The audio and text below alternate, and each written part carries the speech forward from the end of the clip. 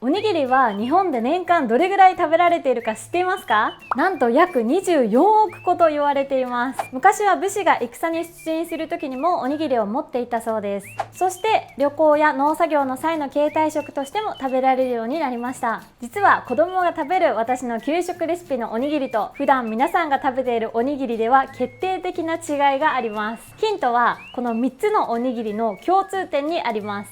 それでは早速その秘密を見ていきましょう。このチャンネルでは給食現場で実際に提供しているレシピをご紹介しています。1冊目のレシピ本はなんと7すり目。こちらもご活用ください。1つ目のおにぎりはツナなめしです。ツナなめしは炊き込みご飯の作り方になります。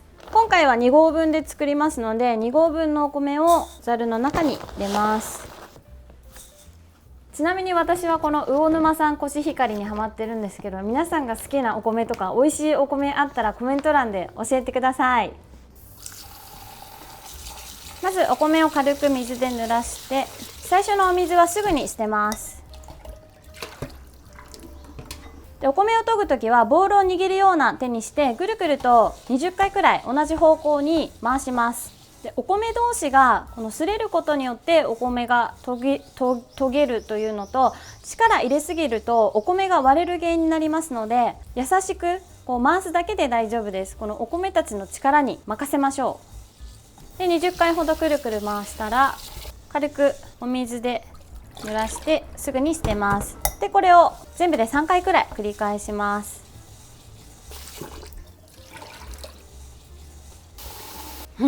今何回目か忘れちゃった。3回って自分で言っといて。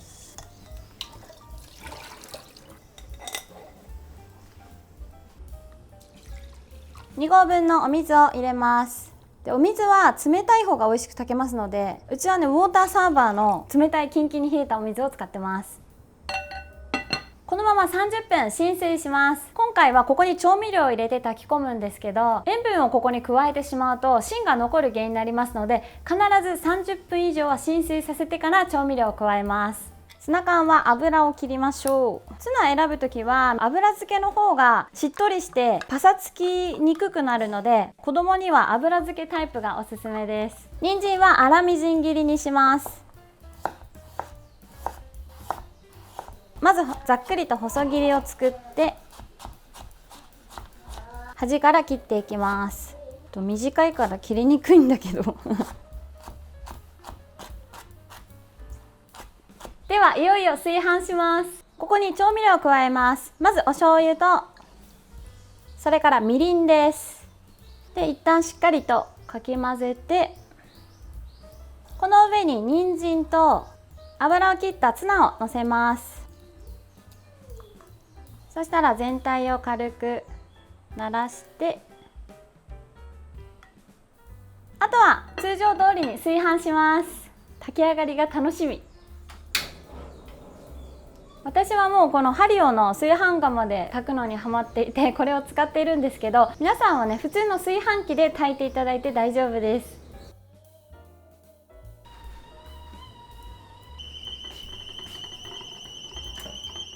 最後に彩りと栄養価をさらに上げるために小松菜を入れます。根元を切り落としたら小松菜もみじん切り、粗みじん切りにします。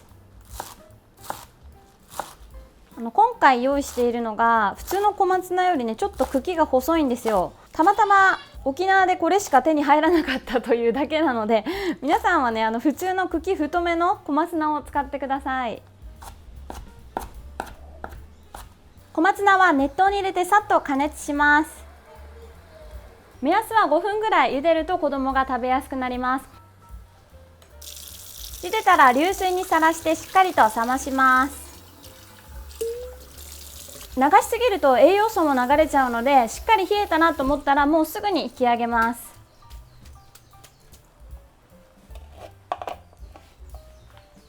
では開けてみます。おー、美味しそうな香りがすごいしてる。最後に茹でておいた小松菜の水分をよく絞ってこの中に加えます。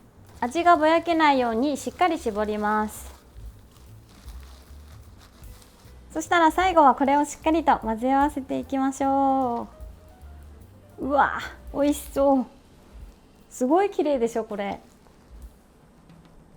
このね後茹でした小松菜がねいいんですよ。絞った小松菜は固まりやすいので塊がないようにしっかり混ぜ合わせます。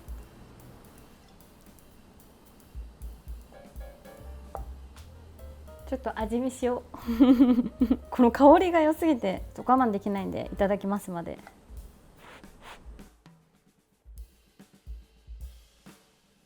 やばい、止まらない。美味しいけどまだこの後も2つあるからここで欲を抑えます美味しい。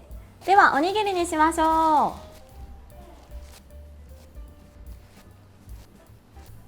う。1つ目のツナなめし完成です。2つ目のおにぎりは肉味噌おにぎりです。これは私が一番ハマってるおにぎりなんですけど、本当に簡単に作れて美味しいです。長ネギは少量しか使わないんですけど、この上の方の緑色の部分使うととても色が綺麗に仕上がります。長ネギはみじん切りにしていきましょう。根元の部分は残したまま切り込みをね入れていきます。そしたら反対側にして同じように下の方まで全部切らずに切り込みを入れていきます。蛇腹切りに、ね、なるようにしましょう。そしたらあとは端から切っていきましょ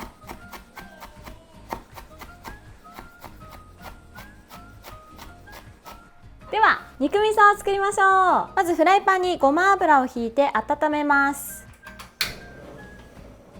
そしたらここに長ネギを入れて油をなじませます。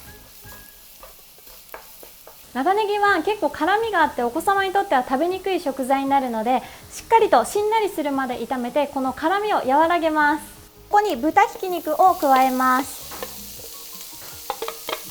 でこの長ネギしっかり炒めたいんですけど焦げやすいので早めに豚肉を入れて一緒に炒めてこの焦げつかないようにねしていきます。だいたい弱火で4分くらい炒めたらここに調味料を加えます。お砂糖です。それからみりん、お醤油ですと、ここにお味噌を加えます。そしたらこの水分がねしっかりと飛ぶまで煮詰めます。お味噌入れたら結構焦げやすくなるのでこうカリカリにね焦げないように気をつけながら水分を飛ばしていきます。美味しそう。甘じょっぱい匂いがすごい美味しそう。だいたい1分ぐらいさっと炒めたらこれでもう肉味噌完成です。本来肉味噌はご飯の中に具を詰めて作る作り方が一般的だと思うんですけど、その作り方だとなかなかね子供が具までたどり着けないというのと、具だけこうバラバラとこぼしてしまうということがあります。なので保育園ではご飯と具を全部ね混ぜ合わせてしまいます。そうするとボロボロとこぼしてしまうこともないし、どこを食べても肉味噌の味がねしっかりと感じられるので、これをすると子供がとっても食べやすいのでおすすめです。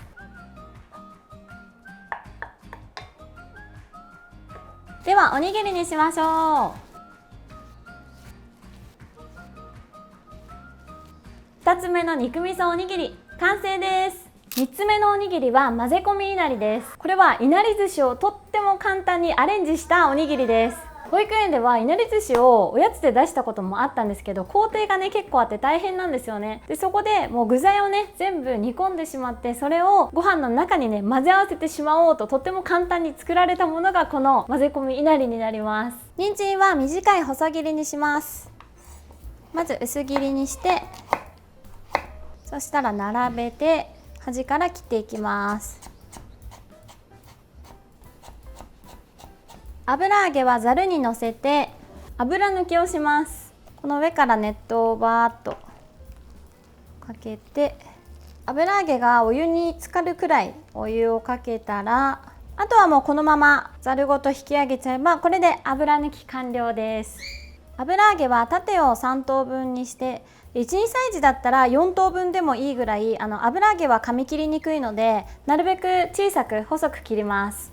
そしたら端から細くね切っていきましょう。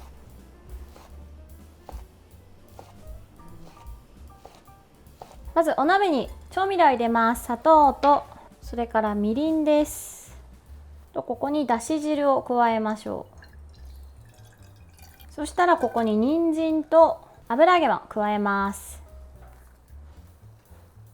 そしたら火をつけて沸騰するまで一旦待ちます。沸騰したら弱火にして、ここに落とし蓋をしてだいたい弱火で10分ほど煮込みます。もうだいぶ煮汁も少なくなっています。そしたらここにお醤油を加えましょう。お醤油加えたらあとは蓋を外した状態でこの煮汁がしっかりとなくなるまで弱火でこのまま煮ます。ちなみにだし汁の量なんですが、作る量とかあとは使うお鍋によっても若干蒸発量変わってくるので、様子見て少ないなと思ったら途中でねだし汁足すようにしてください。だいたい弱火で3分ほど煮るとこんな感じでもうねしっかりとだし汁が飛んでおります。煮汁がなくなったところで火を止めて、あとは冷める段階でもこの味がねしっかりと染み込んでいきますので、一旦このまま粗熱を取ります。具と合わせる前に酢飯を作ります。温かいご飯にお塩とお砂糖を加えます。それからここにお酢です。使っているお酢は通常の穀物酢です。アルコール濃度はとても低いのでお子様にもそのまま使用して大丈夫です。でこれを混ぜ合わせましょう。手早くね。もう美味しそうお酢の香りがすごい。馴染んだら冷ましておいたこの具材をね入れていきます。おー美味しそう。はい、そしたらさらにねこれを全体を混ぜ合わせます。美味しそう。もうねしっかりと冷ましているので油揚げの中にこの甘じょっぱいタレが染み込んでます。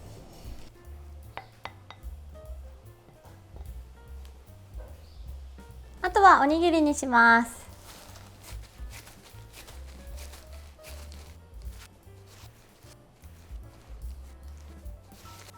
3つ目の混ぜ込みいなり完成です。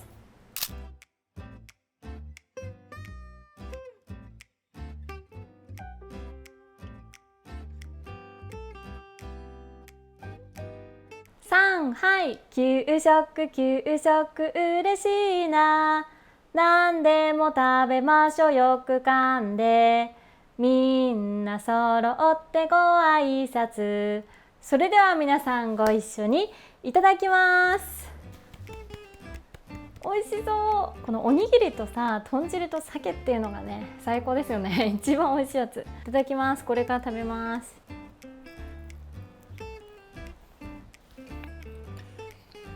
美味しい。このご飯にも味がねついてるっていうのもあるんですけど、油揚げとすごい合わさって味がねこうマッチしていて美味しい。染み込んでて美味しい。私一押しの肉味噌。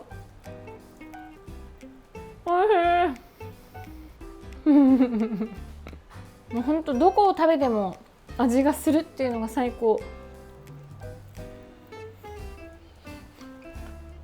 美味しい。皆さんが普段食べているおにぎりと私が作っている子供が食べるおにぎり、何が違うかというと、具材をね中に入れるのではなくて全部ご飯と混ぜ合わせるということです。そうすることでどこから食べても味がするし、具がね中から出てきてこぼれるっていうことがないので、お子様がねとっても食べやすくなります。これ本当にねどれも簡単だし、しかも栄養素も取れるし、冷凍保存もしておけるので忙しい時にもね本当に便利です。どれもね本当に美味しく仕上がったので、ぜひ皆さんね作ってまたコメントで感想を教えてください。いつもありがとうございます。それではまた次回の動画でお会いしましょう。